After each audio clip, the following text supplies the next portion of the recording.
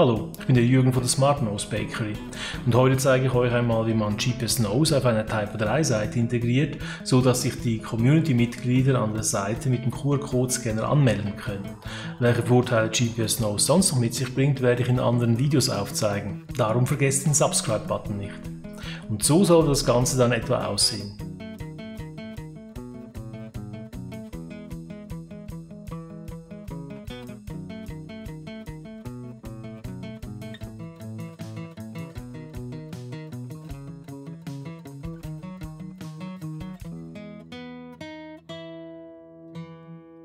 Dann lasst uns mal loslegen.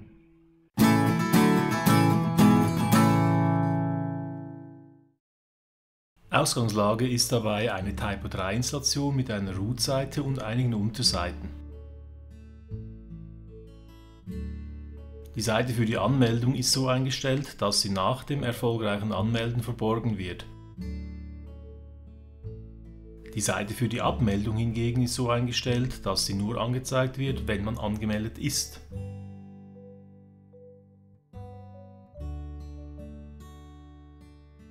Somit ist immer nur eine der beiden Seiten sichtbar.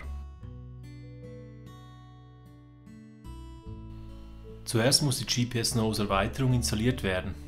Öffne dazu den Erweiterungsmanager und wechsle zu Erweiterung hinzufügen.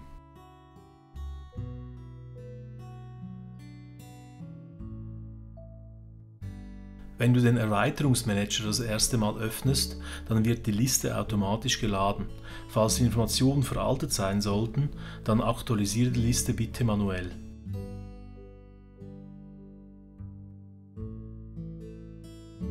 Sobald du die GPS Nose Erweiterung gefunden hast, kannst du sie importieren und installieren.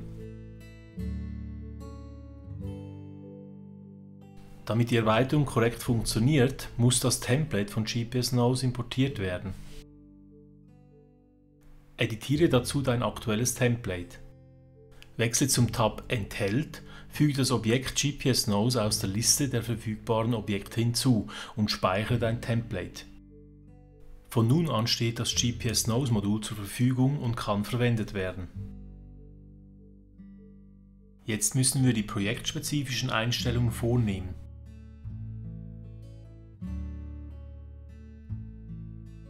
Öffne dazu den Konstanten-Editor von deinem aktuellen Template. Wechsle zu der Kategorie von GPS Nose. In meinem Fall wird jQuery bereits eingebunden, daher lehre ich hier diese Konstante. Somit wird jQuery nur einmal geladen. Damit die einzelnen Elemente untereinander korrekt funktionieren, muss die ID der Anmeldeseite ermittelt werden und bei dieser Konstante eingetragen werden. Mit dem Login-Namen Prefix können existierende Benutzer von GPS Nose Benutzern unterschieden werden. Jeder Benutzer, der sich mit GPS Nose anmeldet, erhält diese Zeichenfolge als Präfix. Die wichtigste Konstante ist die Standard-Speicher-ID. Ermittle die ID, indem du mit der Maus über die gewünschte Seite fährst. Trage die ID bei der Konstante ein und speichere dein Template. Jetzt muss die GPS Nose App auf deinem Smartphone installiert werden.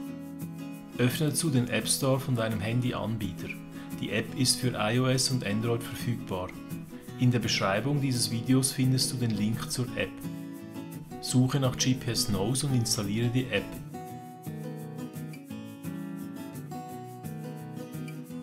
Öffne die App und erlaube ihr die Berechtigungen, die angefordert werden.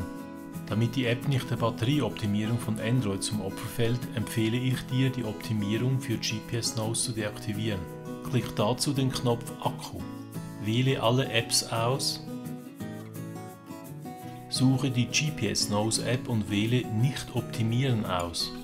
Bestätige deine Anpassung mit Fertig. Wenn du noch kein Nutzer von GPS Nose bist, dann erstelle nun ein neues Login. Die Validierung deiner E-Mail-Adresse ist nötig, da die Anmeldung an der Webseite nur validierten Nutzern erlaubt ist. Gib deine E-Mail-Adresse ein und fordere den Code an.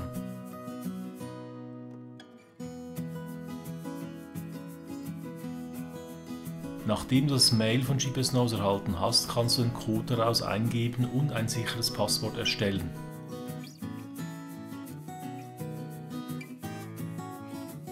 Gratulation! Du bist nun ein validierter Benutzer von GPS Knows. Starte den QR-Code-Scanner in der App. Gib der App die Berechtigung für die Kamera frei. Melde dich mit dem QR-Code-Scanner am GPS Knows Modul in deiner Typo3-Seite an.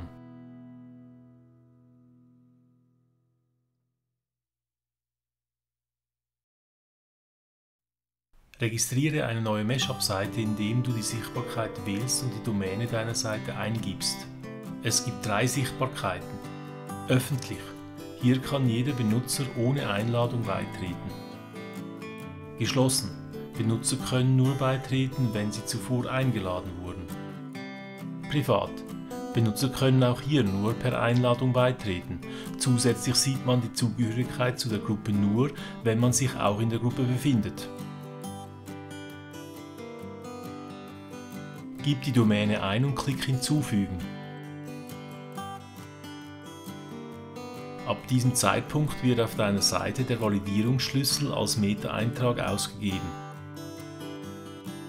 Mit der Domäne-Validierung stellt GPS Knows sicher, dass du wirklich der Besitzer der Domäne bist. Sobald du den Knopf Validieren klickst, wird die Validierung durchgeführt.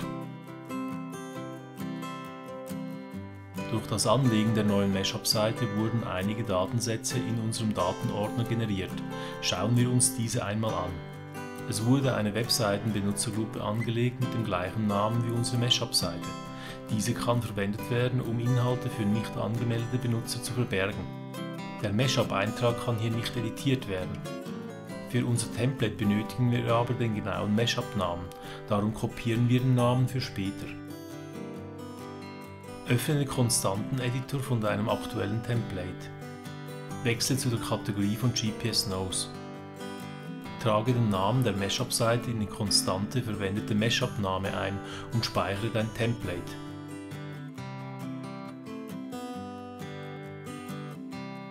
Um die Funktionalität zu demonstrieren, erstellen wir auf der Mitgliedsseite 2 Inhaltselemente.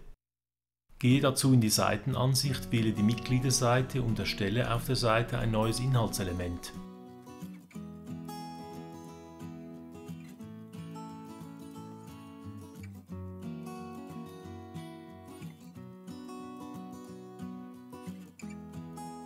Erstelle nun ein zweites Element, diesmal aber geschützt für die erstellte Webseitenbenutzergruppe.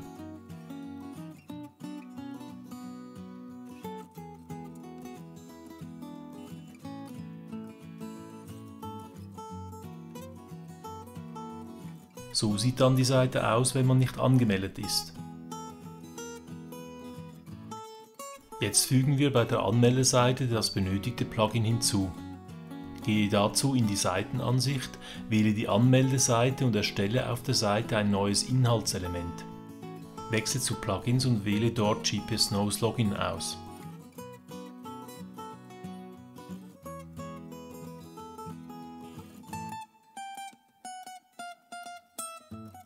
Für die Anmeldung stehen diverse Optionen zur Auswahl. Muss beitreten.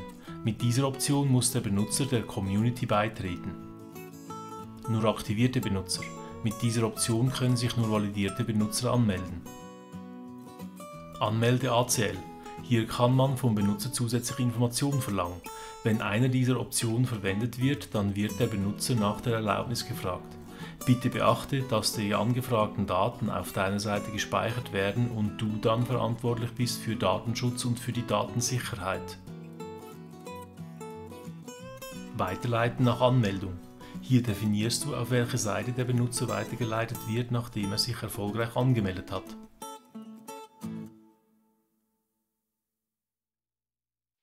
Die Seite ist jetzt bereit für die Anmeldung via QR-Code. Wenn ein Mitglied der Community auf die Seite kommt, kann er sich mit der App an der Seite anmelden.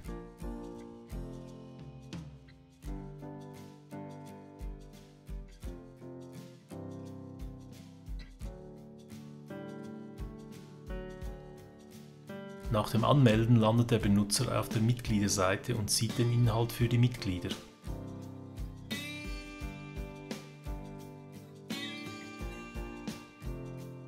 Sobald sich ein Benutzer erfolgreich angemeldet hat, wird im System automatisch ein Webbenutzer angelegt oder aktualisiert, mit allen Daten, die wir angefordert haben.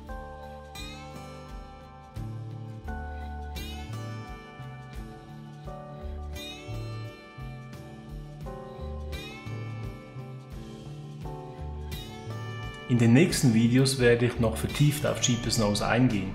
Vergesst nicht den Daumen hoch und den Subscribe-Button unter dem Video. Also dann, einen schönen Tag und tschüss zusammen.